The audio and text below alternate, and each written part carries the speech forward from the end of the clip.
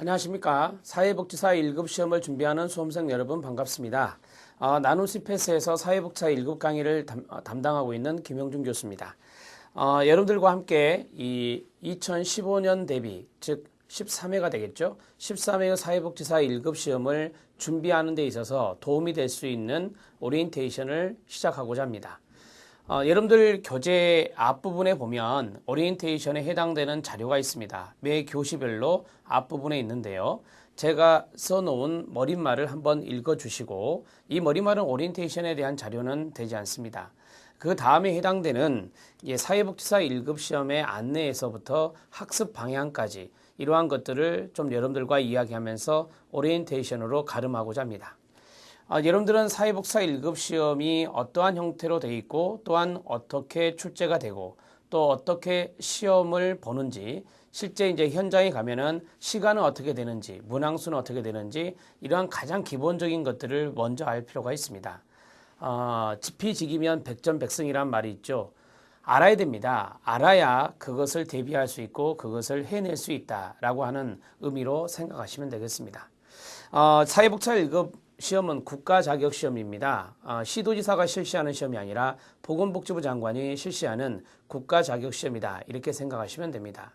그리고 그 시험 관리 운영을 한국산업인력공단에서 하고 있고, 여러분들의 많은 정보는 산업인력공단에서 받으시면 됩니다. 산업인력공단의 홈페이지에 들어가셔서 여러분들이 그 사회복지사 1급을 치시고 여러분들이 여러 가지 정보를 받으실 수 있습니다.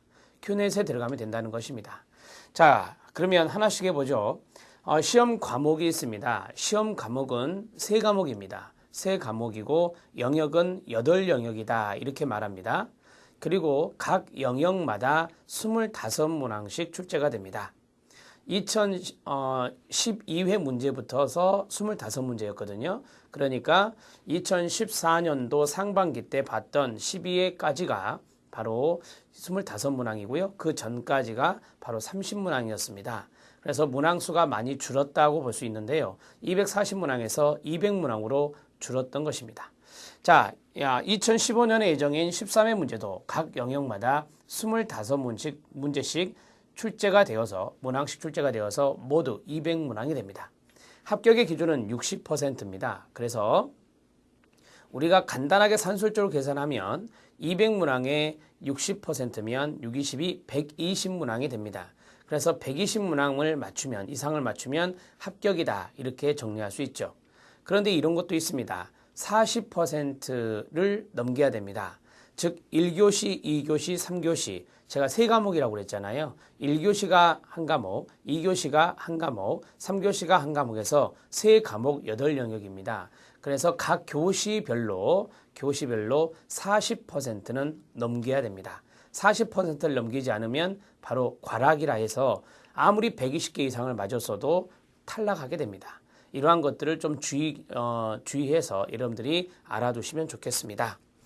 각 문항당 1분이 주어집니다. 그렇다면 1교시는 2영역이고 3교시는 3영역이고 2교시도 3영역, 3교시도 3영역이 됩니다.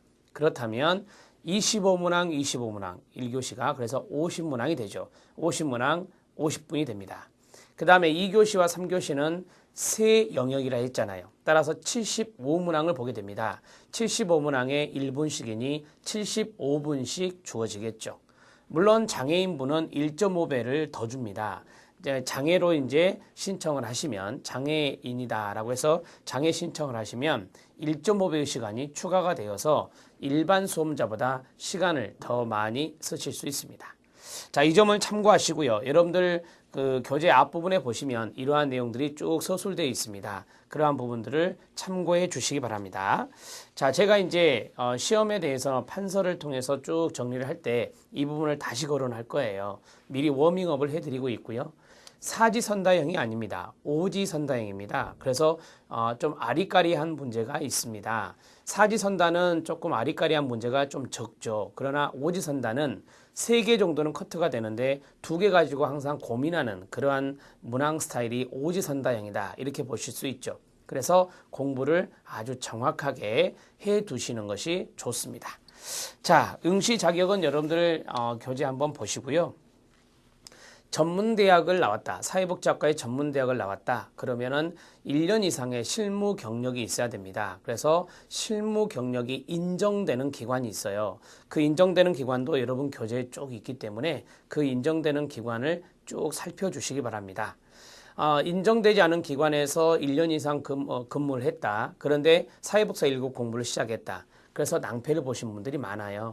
왜냐하면 인정이 안 되면 자격이 안 되거든요. 그래서 이런 것들을 꼼꼼히 살피셔야 될 것 같습니다. 4년제 대학 사회복지학과를 나왔다면 상관이 없습니다. 그런데 4년제 대학에 타학과를 나올 수 있죠, 여러분. 타학과를 나왔다. 예를 들어서 경영학과를 나왔다. 4년제 대학에 경영학과를 나왔습니다. 그러면은 응시 자격이 주어지지 않습니다. 다만 학점은행제로 해서 2급을 취득하고 있는 상태라면, 갖고 있는 상태라면 응시가 가능합니다. 타학과라 하더라도 사회복사 2급을 가지고 계신다면 그것은 가능하다는 것을 말씀드립니다. 대학원에 대한 것도 마찬가지로 적용이 됩니다. 대학원을 사회복지 전문대학원이나 사회복지학과를 나왔다 그러면 응시 자격이 주어집니다. 그 점을 여러분들이 알고 계시면 되겠습니다. 이제 사회복지사 1급 시험에 대해서 쭉 전반적인 것을 좀 말씀드렸는데 여러분들이 이제 어떻게 하면 이거 합격할 수 있느냐라고 하는 것들이 많이 궁금하실 거예요. 그러한 것들에 대해서 좀 말씀을 드리도록 하겠습니다. 자, 사회복지사 1급 시험.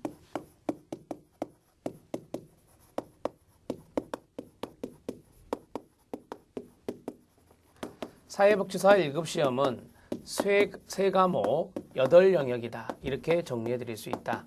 말씀드렸죠? 그러면 세 과목 8영역을 제가 교시별로 말씀을 드릴게요. 1교시는 사회복지의 기초라고 해요.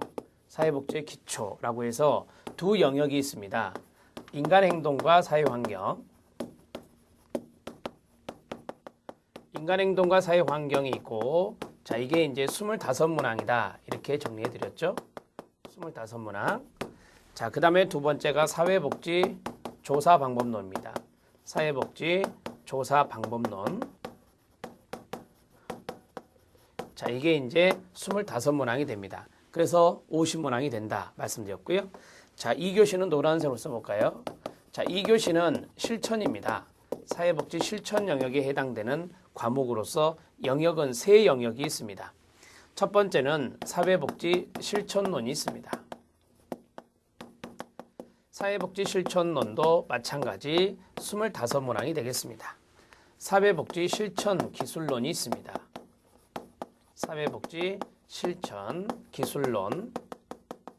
이 기술론도 25문항입니다. 그 다음에 지역사회 복지론입니다. 지역사회 복지론도 25문항이 되겠습니다.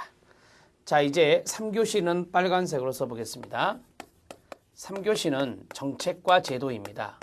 정책과 제도에 해당되는 부분입니다.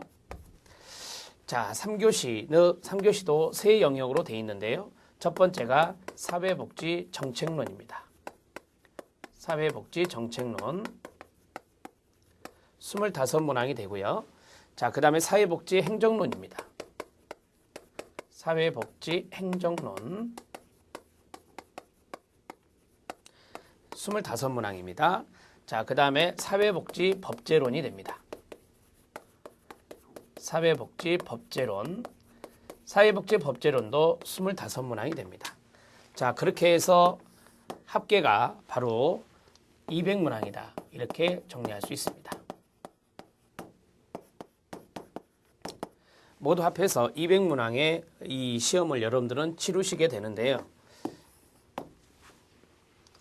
시험을 치를 때 1교시, 2교시를 본 다음에 점심시간이 있습니다. 그리고 3교시를 치르고 나오시게 됩니다.